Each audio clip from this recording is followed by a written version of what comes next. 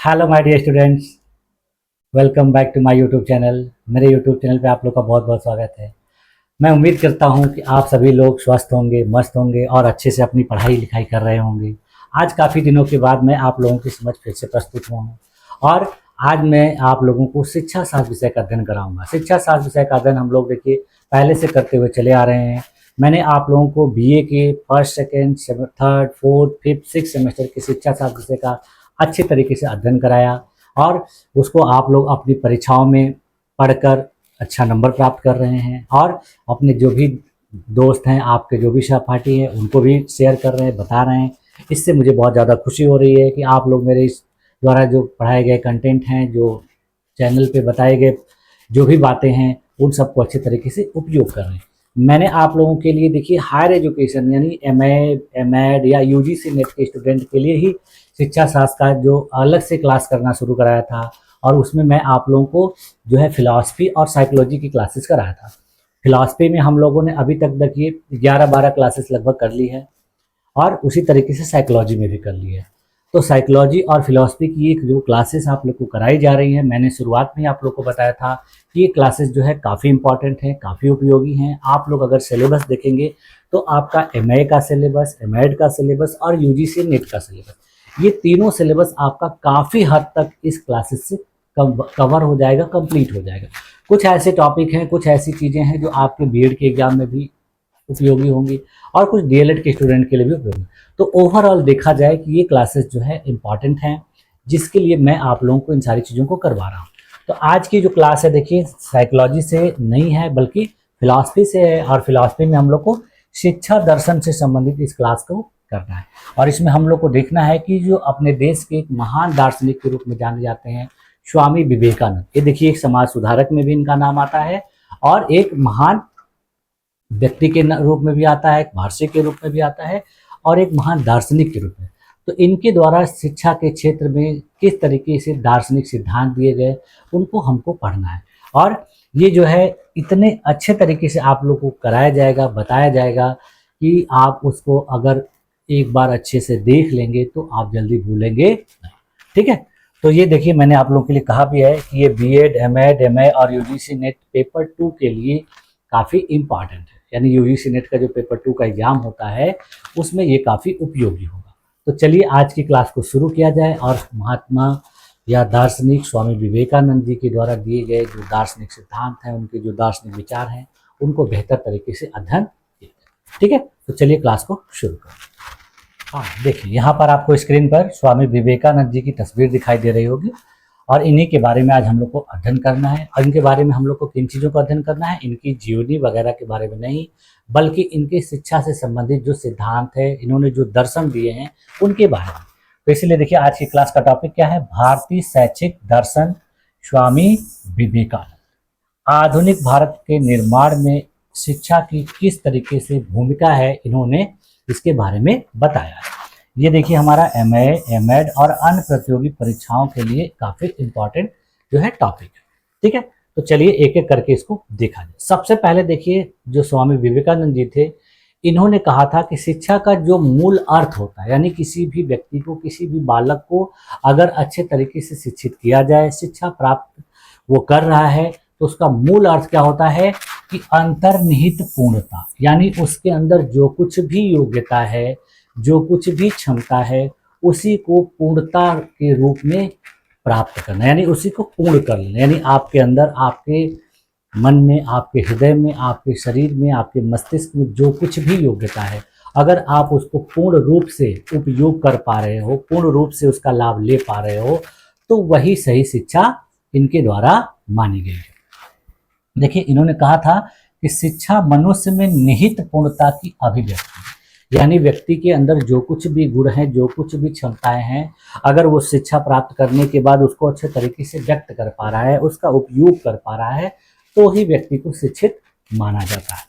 तो इन्होंने कहा कि जो विद्यार्थी होते हैं वो बीज के समान होते हैं। जैसे हम लोग जमीन में, खेत पे बीज बोते हैं तो उससे नया पौधा उगता है, तो उसी तरीके से इन्होंने बताया।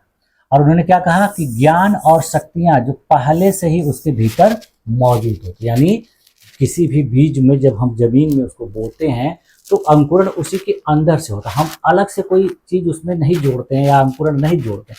तो उसी तरीके से उन्होंने कहा कि जो विद्यार्थी होते हैं, स्टूडेंट होते हैं, वो सीड्स के समान होते हैं और इनके अंदर ही योग्यता क्षमता होती है। अगर सीड्स ही खराब होगा, सीड्स में कमी होगी, तो उसमें अंकुरण नहीं होगा, अच्छा पौधा नहीं निकलेगा। तो इसीलिए इन्होंने कहा पौधे के रूप में। और जो बाहरी वातावरण यानी शिक्षा जो है उसको क्या करती है, केवल अनुकूल परिस्थितियां प्रदान करती है। जैसे जमीन में बीज बोया जाता है तो जमीन में नमी होनी चाहिए, वातावरण अच्छा होना चाहिए, तभी उसमें से अंकुरण होगा। तो उसी तरीके से उन्होंने कहा कि जो बालक होता है, जो व्यक्ति होता है, उसके अंदर ही सारी योग्यताएं क्षमताएं होती हैं। वो जिस माहौल में, जिस वातावरण में उसको रखा जाएगा, उसके अंदर के गुणों का, उसके अंदर की क्षमताओं का उसी प्रकार से विकास होगा।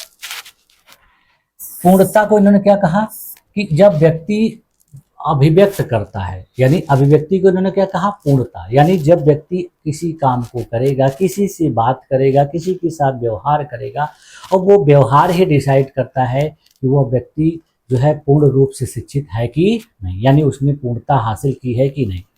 बाहरी ज्ञान नहीं डाला जाता, बल्कि भीतरी ज्ञान ही जागृत है। यानी उसके अंदर बाहर से कोई अलग से ज्ञान नहीं डाला जाता है, बल्कि उसके अंदर जो ज्ञान होता है, जो योग्यता है, जो क्षमता है, वो अच्छी शिक्षा के द्वारा ही जागृत है।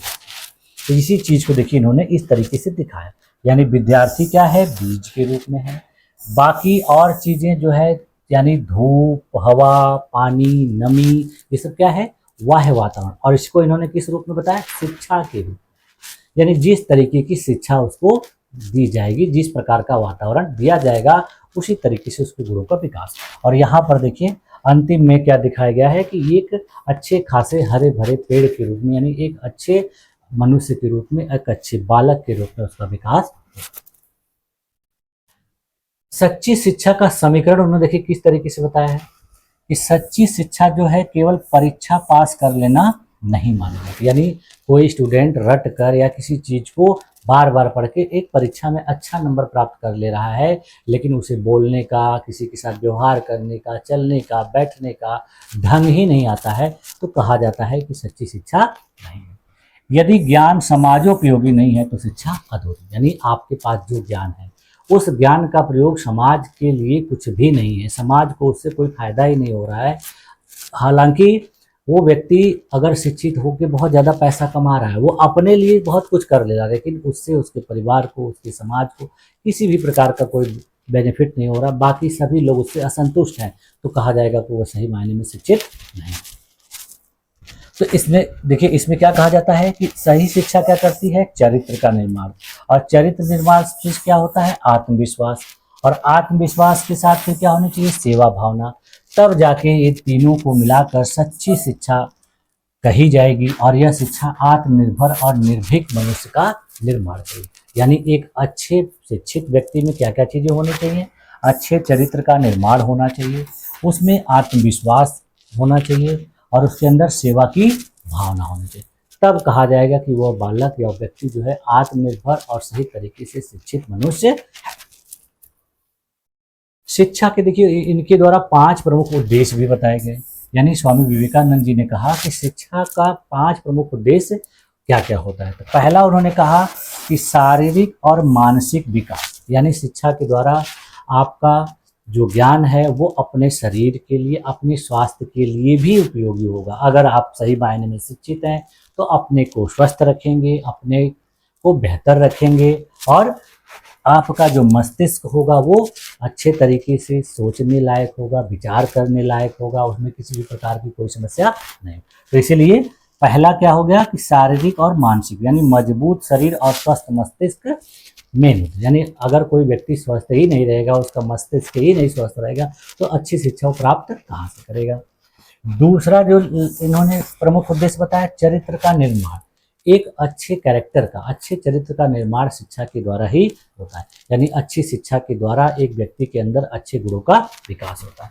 उसके अंदर देखिए विभिन्न प्रकार के जो एथिकल वैल्यू होते हैं, नैतिक मूल्य होते हैं, उनका भी विकास होता है। इसके बाद फिर देखिए तीसरा उद्देश्य क्या है कि उसके अंदर आत्मविश्वास को जगाना, यानी आत्मविश्वास का विकास करना। स्वयं पर और अपनी शक्तियों पर भरोसा हो। एक अच्छा शिक्षित व्यक्ति को जो है अपने ऊपर भरोसा होता है कि वो अपनी शिक्षा के द्वारा, अपने ज्ञान के द्वारा कौन सा कार्य सही तरीके से कर सकता है, वो उसको पूरी तरह से पता होता है। इसके बाद चौथा क्या है, सेवा और परोपकार की भावना। यानी अच्छे व्यक्ति के अंदर, अच्छे शिक्षित व्यक्ति के अंदर, अच्छे गुणों वाले व्यक्ति के अंदर सेवा और परोपकार की भावना होगी। वो किसी असहाय व्यक्ति को, किसी जरूरतमंद व्यक्ति को देखकर उसका उपहास नहीं करेगा, बल्कि उसका क्या करेगा, सम्मान करेगा, उसकी मदद करेगा और उसको आगे बढ़ने के लिए हमेशा प्रोत्साहित करेगा। तो इसलिए देखिए उसमें मानवता की भलाई की भावना देखी जाएगी।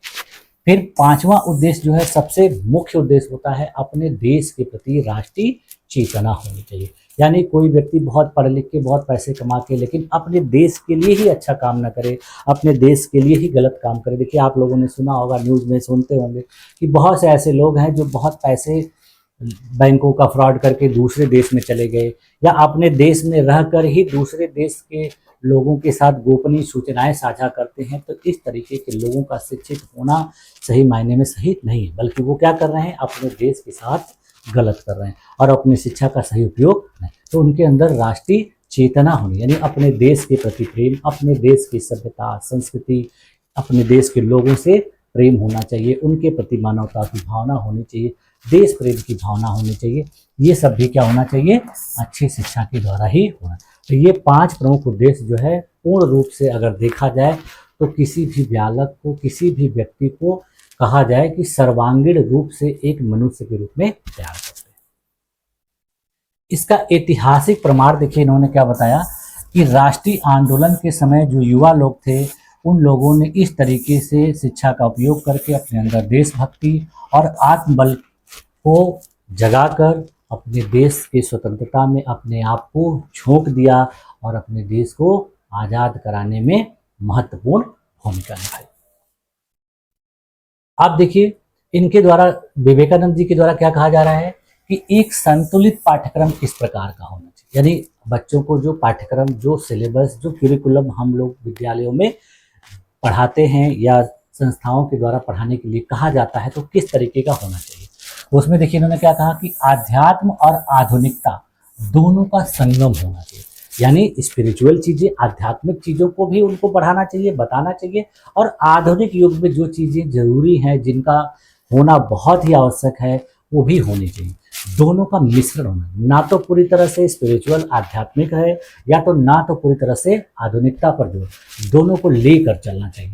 इसमें इन्होंने कहा कि आध्यात्मिक विषयों का ज्ञान में जैसे देखिए वेद, उपनिषद, गीता और नैतिक शिक्षा का जो ज्ञान है उनको कराना चाहिए। अगर ये सब चीज़ें नहीं कराएंगे तो उनके अंदर अच्छे गुणों का, अच्छे चरित्र का विकास नहीं होगा और उसमें नैतिकता का हमेशा अभाव देखने को मिलेगा। और आधुनिक शिक्षा में भौतिक और आधुनिक विषयों में जैसे विज्ञान, गणित, इतिहास, भूगोल, अर्थशास्त्र का भी अध्ययन कराना चाहिए। इसका अध्ययन नहीं कराएंगे तो वो वर्तमान की दुनिया से बहुत पिछड़ जाए। और इसके साथ साथ व्यावसायिक और तकनीकी शिक्षा भी प्रदान करनी पड़ेगी। यानी वोकेशनल और टेक्निकल एजुकेशन भी जरूरी है आज के ज़माने में।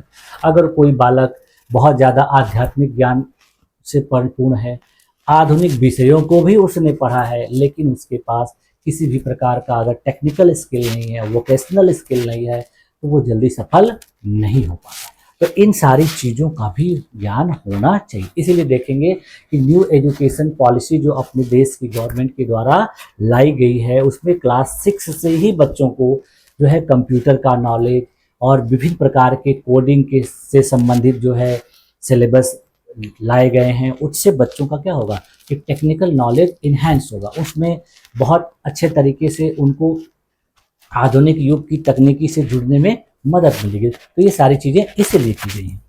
तो इसीलिए इन्होंने कहा कि उद्योग, कृषि और हस्तकला का भी ज्ञान।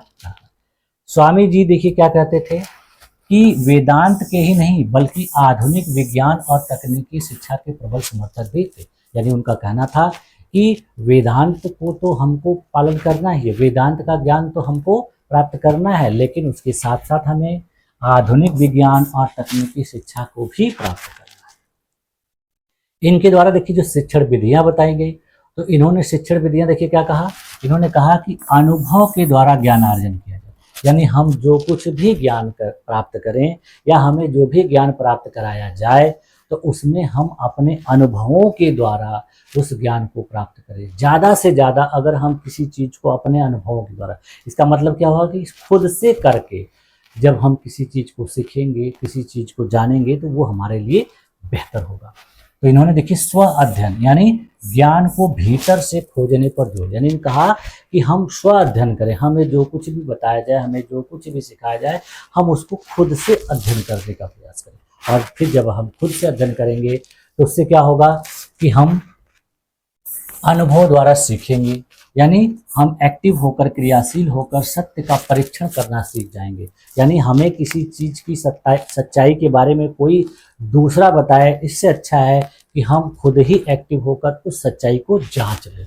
यानी आपको कोई एक्सपेरिमेंट करके कोई टीचर बता रहा है क्लास में, तो वो चीज़ें आप ध्यानपूर्वक देखिए, लेकिन वही एक्सपेरिमेंट आप घर पे जाके खुद से करके देखिए। तो वो जो अनुभव आपको मिलेगा, वो अनुभव आपके लिए सदैव काम करेगा और वो आपका हमेशा के लिए परमानेंट होगा।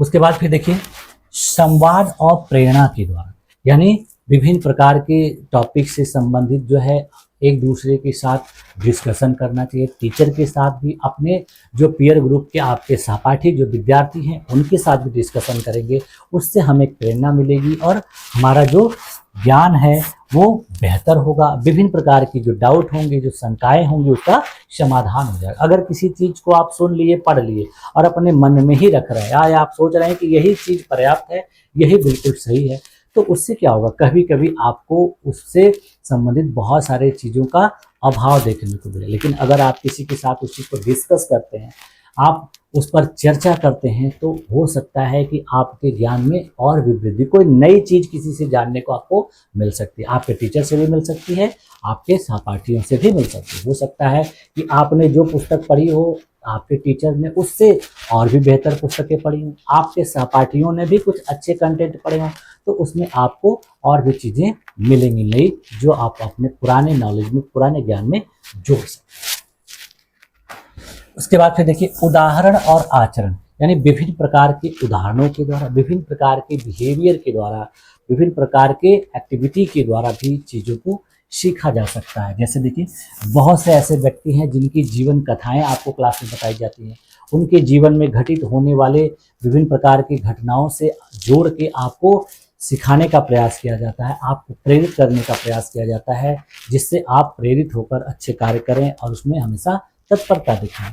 शिक्षक के स्वयं के आचरण से भी सीखना जरूरी होता है।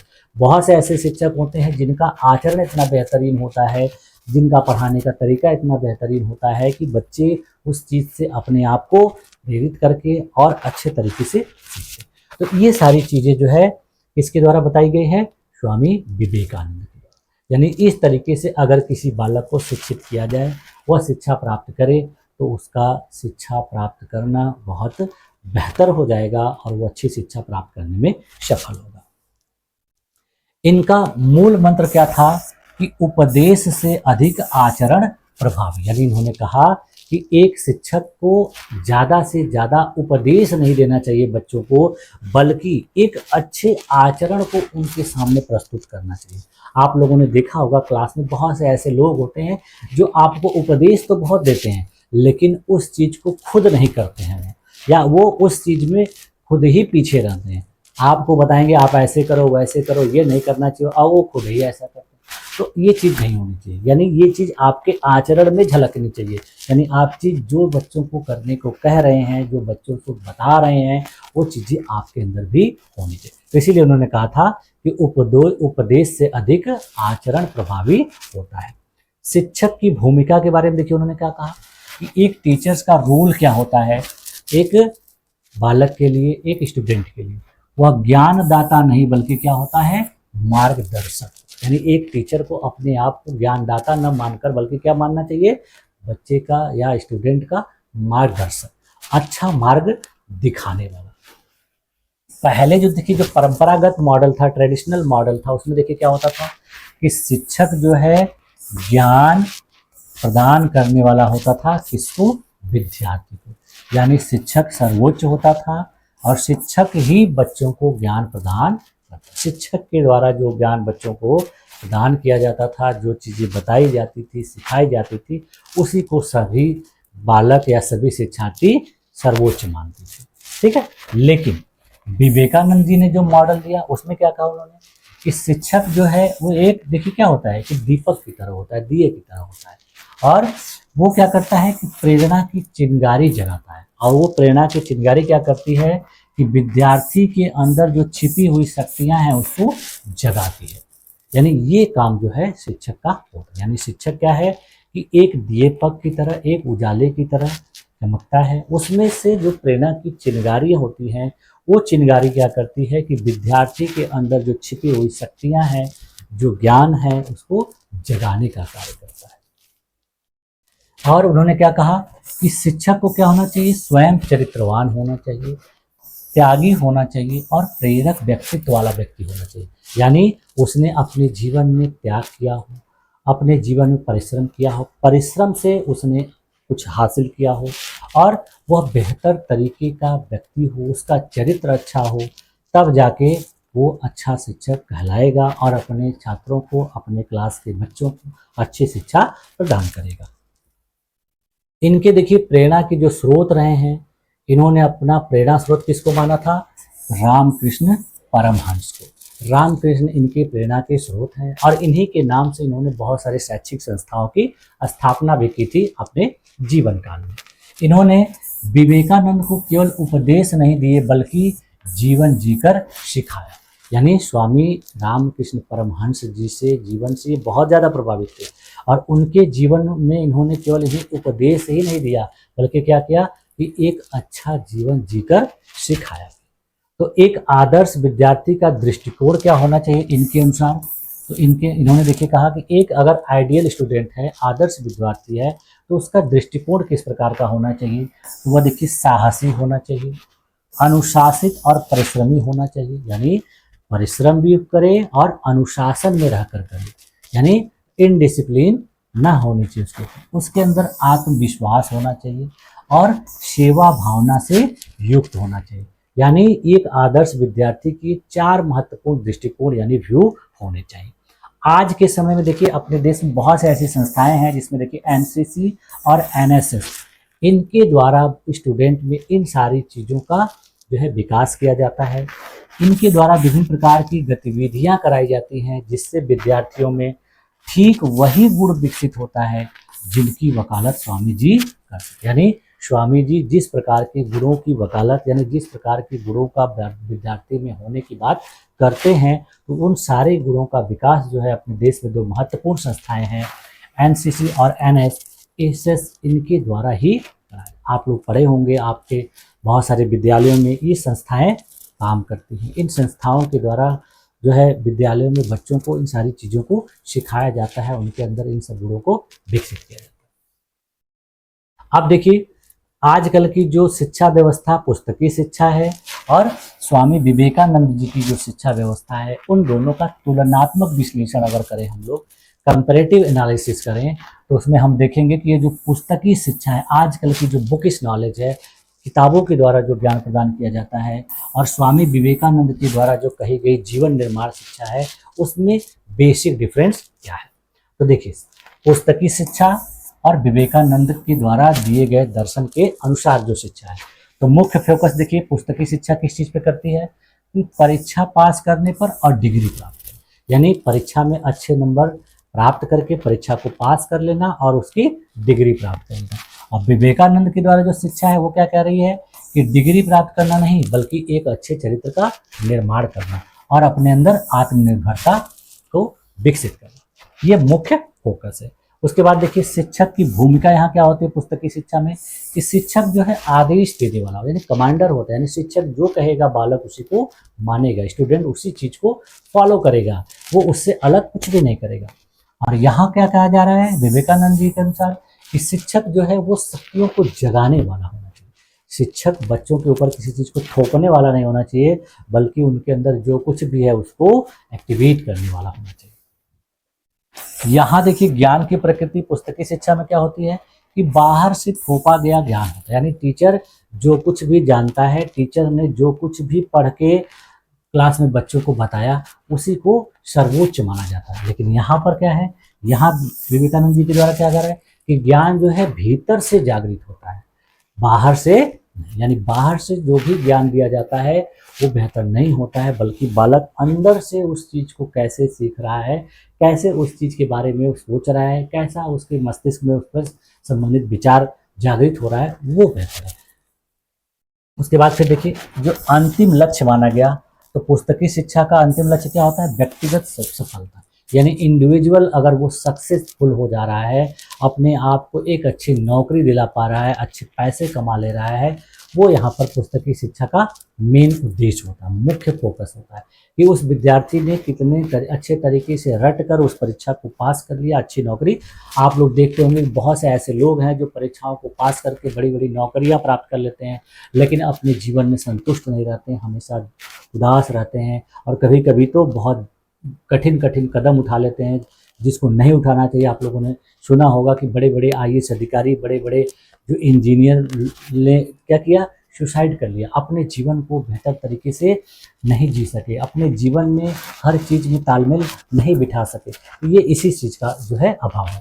तो यहाँ पर इनके द्वारा देखिए मुख्य लक्ष्य क्या है, राष्ट्रीय जागरण और समाज सेवा, यानी विवेकानंद जी के द्वारा क्या कहा गया कि शिक्षा का अंतिम लक्ष्य क्या होना चाहिए, राष्ट्रीय जागरण, यानी राष्ट्र के बारे में अच्छे तरीके से आपको कार्य करना है, अपने देश के लोगों के प्रति प्रेम की भावना रखना है, देश के कल्याण के लिए कार्य करना है, समाज के लिए कार्य करना है, इंसान को इंसान समझना है, ये सारी चीज़ें, तो ये चीज़ें जो है इसका मुख्य लक्ष्य।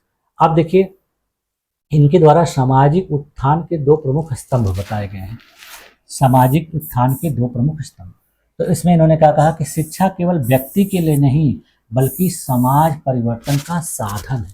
इन्होंने कहा कि किसी भी बालक को, किसी भी स्टूडेंट को अगर शिक्षित किया जा रहा है, ज्ञान प्रदान किया जा रहा है, तो वो क्या है, केवल उस व्यक्ति के लिए नहीं किया जा रहा, बल्कि क्या किया जा रहा है, उस समाज में परिवर्तन के साधन के रूप में उसको तैयार किया जा रहा है। अगर वो अच्छी शिक्षा प्राप्त करेगा, अच्छा ज्ञान प्राप्त करेगा, तो अपने समाज में परिवर्तन लाएगा।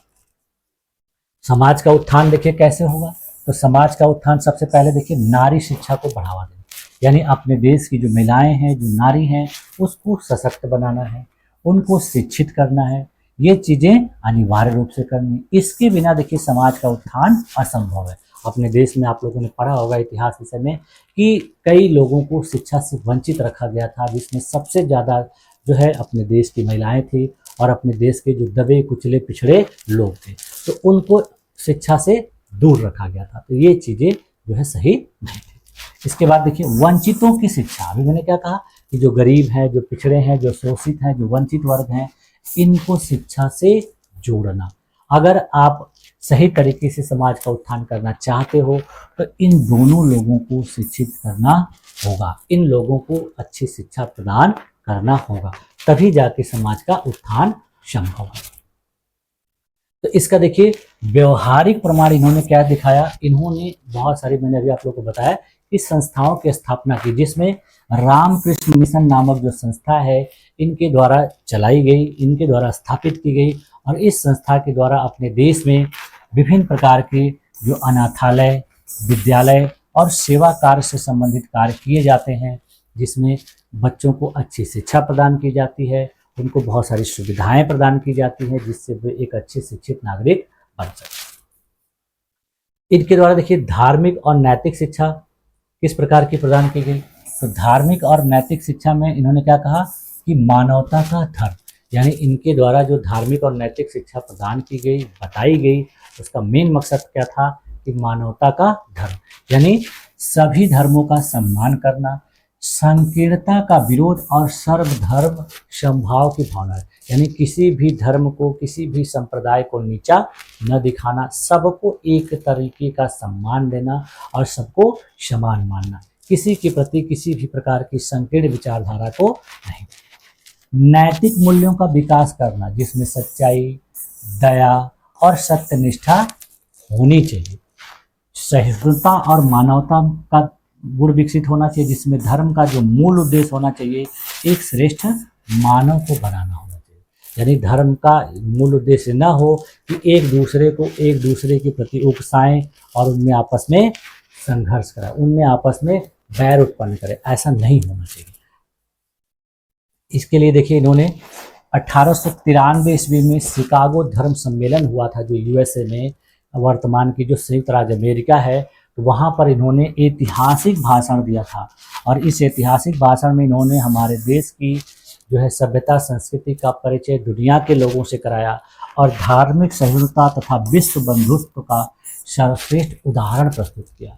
तो ये चीज़ें इनके द्वारा प्रस्तुत की गई, वहाँ पर लोगों को दिखाया गया, बताया गया कि हम भारत के लोग इस तरीके के होते हैं कि हमारे अंदर धार्मिक सहिष्णुता की भावना होती है, हमारे अंदर विश्व बंधुत्व की भावना होती है और हम लोग इसी के साथ कार्य करते हैं। स्वामी जी के देखिए जो विचार थे और आधुनिक भारत की जो नीतियां हैं उसमें देखिए किस प्रकार से तालमेल देखने को मिलते हैं। तो स्वामी जी के विचार और आधुनिक भारत की नीति, तो 19वीं सदी के देखिए उनके जो विचार थे व्यावसायिक और तकनीकी शिक्षा। आजकल देखिए उन्होंने व्यावसायिक और तकनीकी शिक्षा की बात कही थी, तो आज की 21वीं सदी का जो आधुनिक भारत है, यहाँ भी देखिए स्किल इंडिया मिशन भारत सरकार के द्वारा चलाया जा रहा है, जिसमें अपने देश के जो युवा हैं उनको स्किल किया जाता है, उनके अंदर विभिन्न प्रकार के कौशल विकसित किए जाते हैं। नारी शिक्षा की अनिवार्यता की बात उन्होंने की थी, उसके आधार पर देखिए अपने देश में बेटी बचाओ बेटी पढ़ाओ जैसी योजनाएं सरकार के द्वारा चलाई जा रही हैं। तो इसका मेन मकसद क्या है? महिलाओं को शिक्षित करना, उनको अच्छी शिक्षा प्रदान करना। अनुशासन और सेवा की भावना की बात उन्होंने कही थी, तो अनुशासन और सेवा की भावना बेहतर तरीके से अगर कोई संस्था अपने देश में सिखा रही है वो देखिए एनसीसी और एनएसएस है, जिसको राष्ट्रीय कैडेट कोर और राष्ट्रीय सेवा योजना के नाम से जाना जाता है। ये संस्थाएं जो है हर विद्यालयों में अपने देश के मौजूद हैं और वहाँ के बच्चों को इस तरीके की जो बात स्वामी विवेकानंद जी ने कही थी अनुशासन और सेवा भावना की, इसको अच्छे तरीके से सिखाती है। तो आज की अधिकांश राष्ट्रीय शैक्षिक नीतियाँ जो सरकार के द्वारा बनाई गई हैं सीधे तौर पर स्वामी विवेकानंद के दर्शन से शामिल है। यानी जो भी एजुकेशनल पॉलिसी अपने देश में बनाई गई हैं, विभिन्न प्रकार के जो दार्शनिक अपने देश में हुए थे उनके द्वारा बताए गए मार्ग पर चलते हुए उनको इस्तेमाल करते हुए उसी तरीके से उसको आगे बढ़ाने का कार्य किया जा रहा है। शिक्षा का देखिए इनके द्वारा जो पारिस्थितिकी तंत्र बताया गया, यानी शिक्षा का जो इकोसिस्टम है वो किस तरीके का है, तो देखिए उन्होंने क्या कहा कि समाज जो है परिवर्तन और राष्ट्रीय चेतना होनी चाहिए, यानी समाज के परिवर्तन की भावना होनी चाहिए और राष्ट्रीय चेतना होनी चाहिए। प्रेरक शिक्षक और संतुलित पाठ्यक्रम होना चाहिए और फिर आत्मविश्वासी विद्यार्थी, यानी केंद्र में कौन होगा? आत्मविश्वासी विद्यार्थी। उसको अच्छा प्रेरणादायक शिक्षक और संतुलित पाठ्यक्रम प्रदान किया जाए। जब ये चीज़ें पर उसको दी जाएंगी तो समाज में परिवर्तन होगा और राष्ट्रीय चेतना जागृत होगी। तो इस तरीके से इन्होंने इसको एक पारिस्थितिकी तंत्र यानी इकोसिस्टम के रूप में बताया। केंद्र में किसको रखा गया? एक अच्छे आत्मविश्वासी विद्यार्थी को। तो स्वामी विवेकानंद का जो शिक्षा दर्शन है ये देखिए क्या है कि केवल एक प्रणाली नहीं है, बल्कि क्या है कि व्यक्ति की आत्मा से शुरू होकर राष्ट्र निर्माण तक जाने वाला एक मास्टर प्लान है। ठीक है, तो इस तरीके से इनके द्वारा शिक्षा से संबंधित जो दार्शनिक सिद्धांत है, जो बातें हैं बताई गई। अब देखिए इनकी सिद्धांत का कुछ समालोचनात्मक मूल्यांकन किया जा सकता है। देखिए बहुत सारी चीज़ें बहुत से विद्वानों के द्वारा बताई गई हैं, तो वो सारी बातें जो हैं पूरी तरह से 100% जो है हर समय लागू नहीं होती, तो इसलिए उनकी कुछ कमियां भी होती है, कुछ लिमिट्स भी होती है। तो इसके देखिए गुण क्या है? मेरिट्स, और वो क्या है? डीमेरिट्स यानी लिमिटेशन। तो ये देखिए भारतीय संस्कृति के पूर्ण अनुरूप है, यानी इनके द्वारा जो कुछ भी बताया गया, जो दार्शनिक सिद्धांत दिए गए, वो अपने देश की संस्कृति के पूरी तरह से अनुरूप है। इन्होंने चरित्र और राष्ट्र निर्माण पर असाधारण बल दिया, ये भी क्या है? इनके जो है सिद्धांत के एक गुण है। इन्होंने आधुनिक विज्ञान और आध्यात्मिकता का बेहतरीन समन्वय प्रस्तुत किया, ये भी क्या है? इनके दार्शनिक सिद्धांत का एक महत्वपूर्ण गुण है। लेकिन इसकी कुछ लिमिट्स हैं, और लिमिटेशन क्या है कि इन्होंने आध्यात्मिकता और धर्म पर जो है बल अत्यधिक किया, यानी इन्होंने कहा कि जो आध्यात्मिक ज्ञान है और जो धार्मिक ज्ञान है उस पर बल ज़्यादा दिया, यानी वर्तमान धर्मनिरपेक्ष व्यवस्था के लिए ये क्या है, चुनौती। यानी अपने देश का जो संविधान बन के तैयार हुआ उसमें धर्मनिरपेक्षता की बात कही गई है, सेक्युलरिज्म की बात कही गई है। तो कहा जाता है कि इनके द्वारा जो धार्मिकता और धर्म पर जो जोर दिया गया, आध्यात्म पर जो जोर दिया गया, ये इसके विपरीत है। इसके अलावा पूर्ण रूप से इन्होंने व्यवहारिक कार्यान्वयन का, इसका जो इन्होंने सारी चीज़ों को बताया है उसको पूर्ण रूप से अगर देखा जाए तो व्यवहारिक रूप में कार्यान्वित नहीं किया। इनके द्वारा जो सारी चीज़ें बताई गई हैं, बहुत से ऐसे स्थान हैं, बहुत से ऐसे जगह हैं कि उनको पूरी तरह से कार्यान्वित नहीं किया जा सकता, बहुत सारी सुविधाएं वहाँ पर उपलब्ध नहीं है। तो इसका देखिए कंक्लूजन क्या निकल के आ रहा है लास्ट में, ओवरऑल कि शक्ति और जागरण का दर्शन, यानी इनका जो दर्शन है किस प्रकार का दर्शन है, शक्ति का और जागरण का दर्शन है। स्वामी विवेकानंद का जो शिक्षा दर्शन है वो ज्ञान नहीं बल्कि क्या करता है, शक्ति देता है, और यह आज के आधुनिक भारतीय समाज के लिए सबसे अधिक प्रासंगिक है। इनका एक बहुत ही प्रसिद्ध कथन है, आप लोग बहुत से जगह देखते होंगे, आपके विद्यालय में भी लगा होगा, देखे होंगे, बहुत से सोशल मीडिया पर भी देखते होंगे, बहुत से लोगों के द्वारा जो है बताया भी जाता होगा, बहुत से मोटिवेशनल स्पीच देने वाले जो लोग हैं वो भी आपको बताते होंगे। और वो क्या है कि उठो, जागो और तब तक मत रुको जब तक लक्ष्य प्राप्त न हो जाए। यानी ये इनका जो एक बहुत ही प्रसिद्ध कथन है, बहुत प्रसिद्ध कोट है, ये आपको ज़्यादा देखने को आएगा। इसका मतलब क्या हुआ कि आप हमेशा एक्टिव रहिए, तैयार रहिए, आप परिश्रम करते रहिए और अपने मार्ग पर तब तक चलते रहिए जब तक आपको सफलता न मिले। यानी छोटे छोटे जो है असफलताओं से आप निराश मत होइए, आप आगे निरंतर बढ़ते रहिए, उत्साह के साथ बढ़ते रहिए, आत्मविश्वास के साथ बढ़ते रहिए और अपने ऊपर पूरा भरोसा रखिए, तो आपको सफलता निश्चित ही मिलेगी, इसकी पूरी गारंटी। ये बात इन्होंने, ठीक है। तो आज की क्लास में देखिए हम लोगों को स्वामी विवेकानंद जी के शैक्षिक दर्शन के बारे में अध्ययन करना था और मैंने आपको अपने तरीके से बेहतर तरीके से इसको अध्ययन कराया और समझाने का भी प्रयास किया। और मुझे उम्मीद है कि आप लोगों को ये सारी चीज़ें अच्छे तरीके से समझ में आ गई होंगी। अगर इसके बावजूद भी आप लोगों को लगता है कि किसी भी टॉपिक पर या किसी भी पार्ट में कोई भी संशय है या कोई डाउट है तो आप लोग कमेंट करके मुझसे पूछ सकते हैं, जान सकते हैं, मैं आपके डाउट को क्लियर करने का पूरा प्रयास करूँगा, ठीक है। तो आज की क्लास में देखिए यहीं तक रखा जाए और इसके बाद की जो क्लास है उसमें हम लोग शिक्षा मनोविज्ञान के अगले टॉपिक का अध्ययन करेंगे।